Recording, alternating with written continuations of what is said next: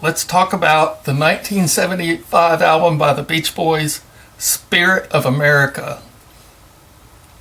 This is a compilation album of the Beach Boys' greatest hits, or some of their greatest hits, running back earlier. What had happened was the Beach Boys had switched labels.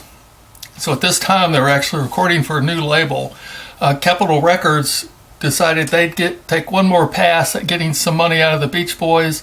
So they took some of their old songs and created a best of album in 1974 called Endless Summer. Well, that album was a hit. It sold very well.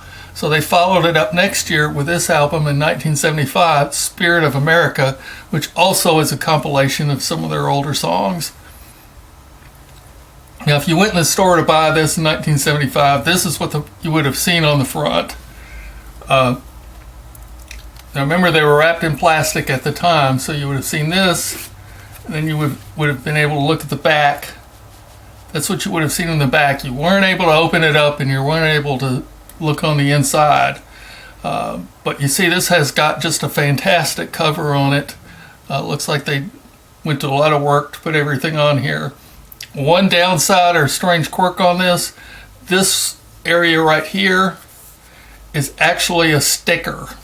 Looks like they forgot to put the name of the songs on the album. They're on the inside but not on the outside. If you're in the store though trying to find them, you really can't know what the songs are, so they put a sticker on it. It's covering up a horse in the Miss America badge here. This is Miss America on top of it. But when you got it home and opened it up, this is what you would see. You see, this is a great panorama, and it's one great example of how they put a lot of thought into the covers, or put a lot of work. There's so much in here. This has really got just a cross section of all American stuff. Let's just start in the lower right hand corner, where it's got a girl on it with a Playboy bunny on it. Playboy magazine was very large at the time. You've got a bottle here. This seems like it says Coke on it, but you can't really read it. It looks like maybe they were trying to sneak it in. We got a coin with 1776. That's, of course, the time of Americans' founding. Baseball glove, America's pastime, and then on the Man on the Moon. Little ball here that may be a reference to the astronaut that actually hit a golf ball on the moon.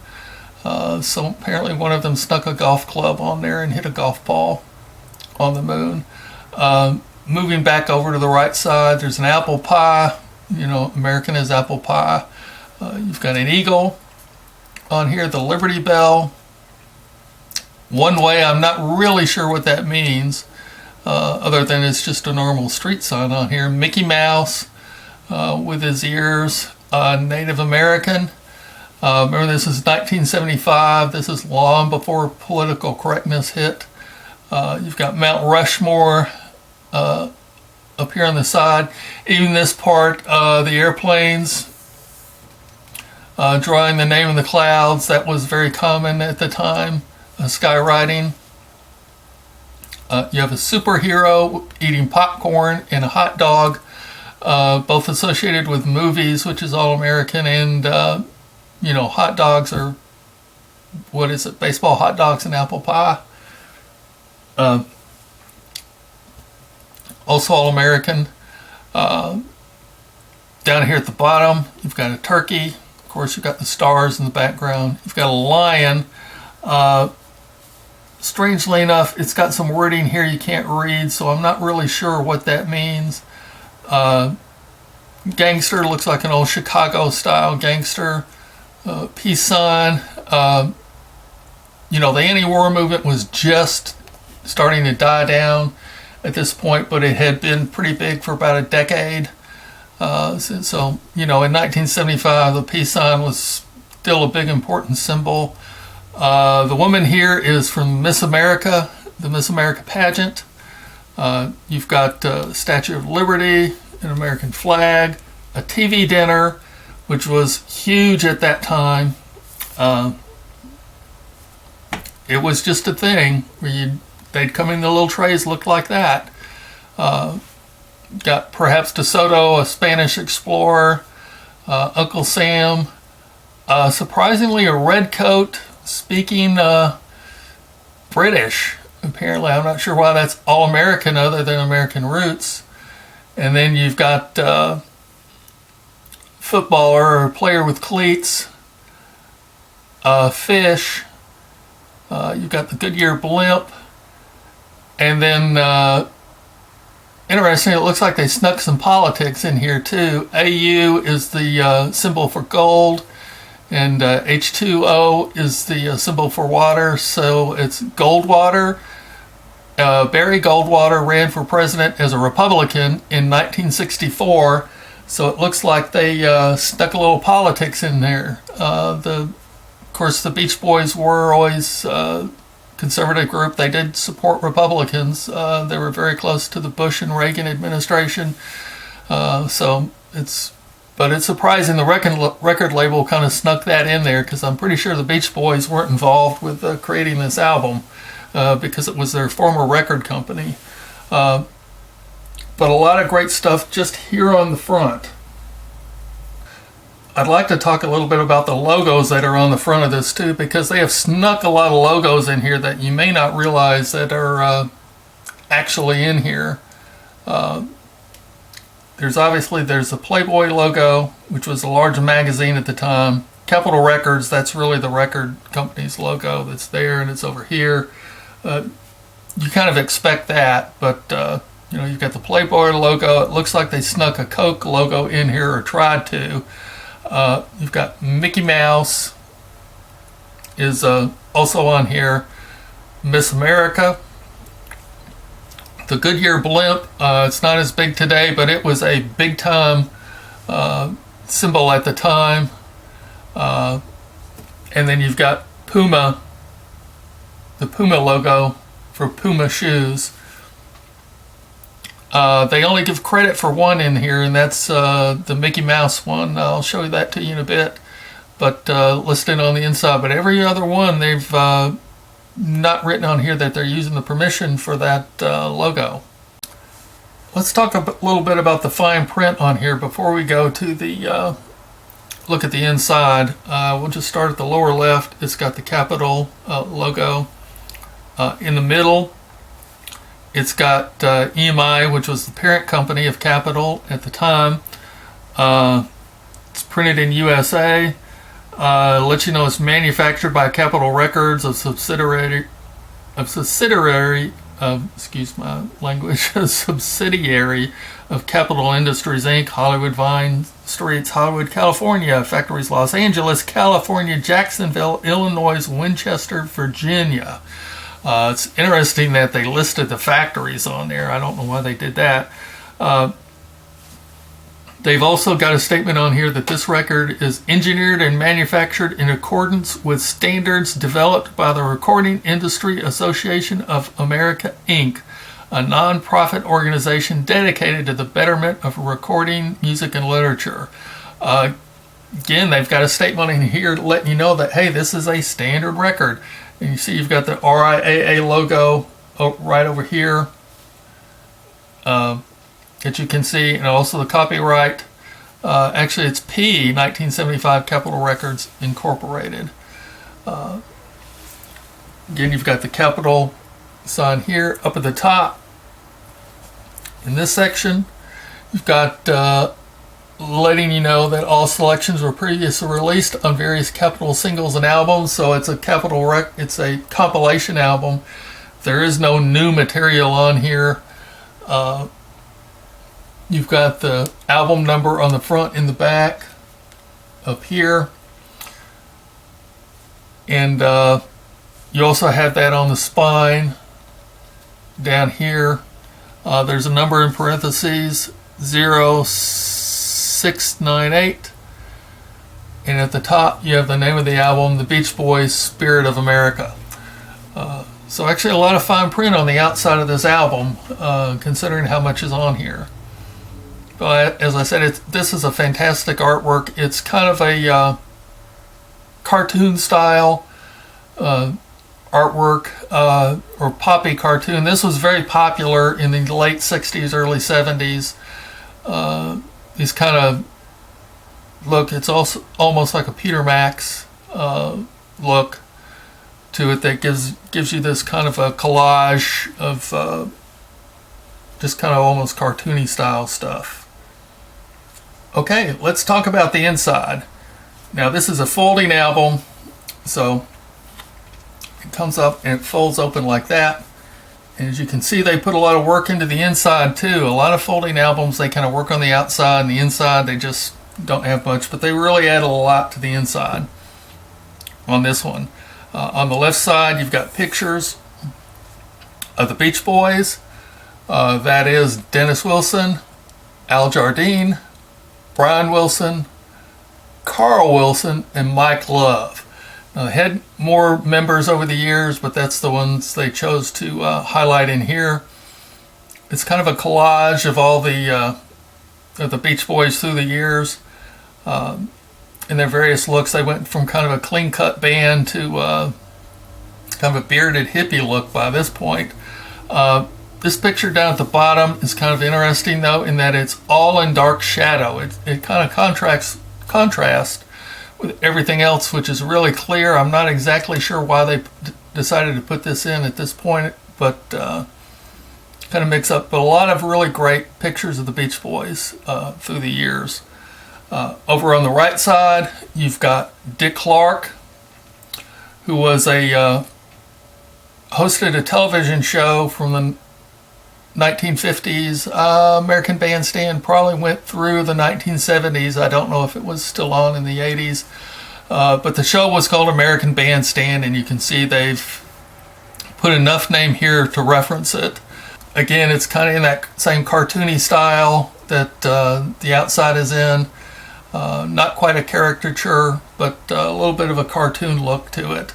So you can see they've also got a little footnote here, and finally the song titles, which they didn't have to put on the outside, or didn't remember to put on the outside.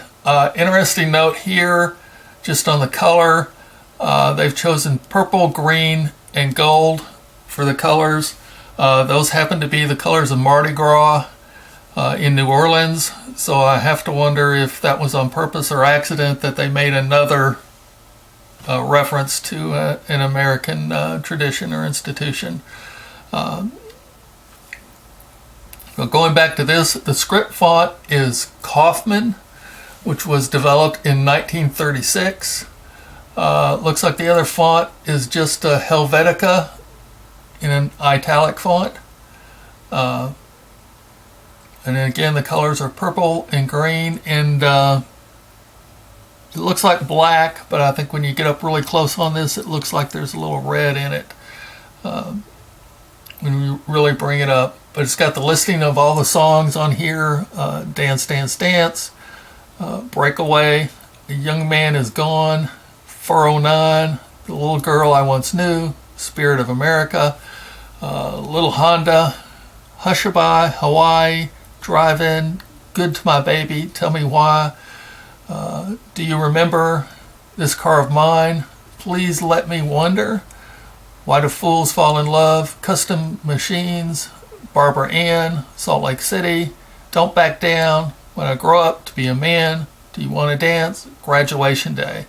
Now remember, this was a follow-up to the Endless Summer album, and they originally had not planned to put this album out. So they put most of their greatest hits on the Endless Summer album, or their largest hits. So that's why some of these songs seem a little bit obscure for a Beach Boys compilation album, because it's really the part 2, or their greatest hits part 2. And they filled out 2 albums with it. The Beach Boys had a lot of songs. A little bit down here on the, talk about the fine print. There's a little bit on here, not a whole lot. Of course, 1975 Capitol Records, reissue coordinated by John Zanna, disc mastering Ken Perry, art direction Roy Kohara, illustration Keith McConnell, and illustration of Mickey Mouse character, copyright 1975 Walt Disney Productions. So of all those logos we talked about, the only one that actually gets a mention is the Walt Disney one. Again, over here in the upper right, you've got the album number, which seems odd to put it on the inside, but they did put it on the inside. Okay, as far as the album cover itself goes, it's printed on stock. A lot of album covers, most of them actually in the 60s, they were on like a brown cardboard stock, and then they printed paper and they glued it onto the album covers.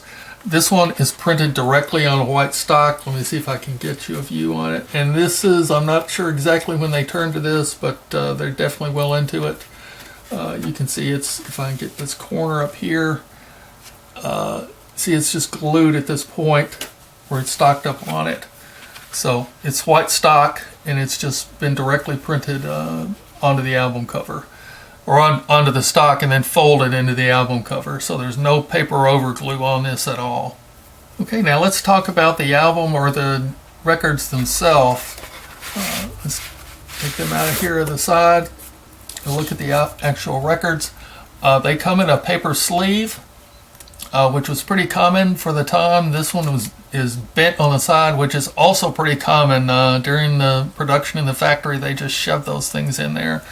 Normally they're slipped into the sleeves with an opening at the top. So they slip in like that. You'll find that a lot of people, when they got them home, turn them that way so they can just pull them out. But that's actually the incorrect way to store them, and the reason is obvious, is because they slide out. If you carry them wrong, a lot of times the record would slide out. But this has a paper sleeve which is bent. Unfortunately, you have to be very careful when you take them out of a paper sleeve that's bent, because you risk scratching the record.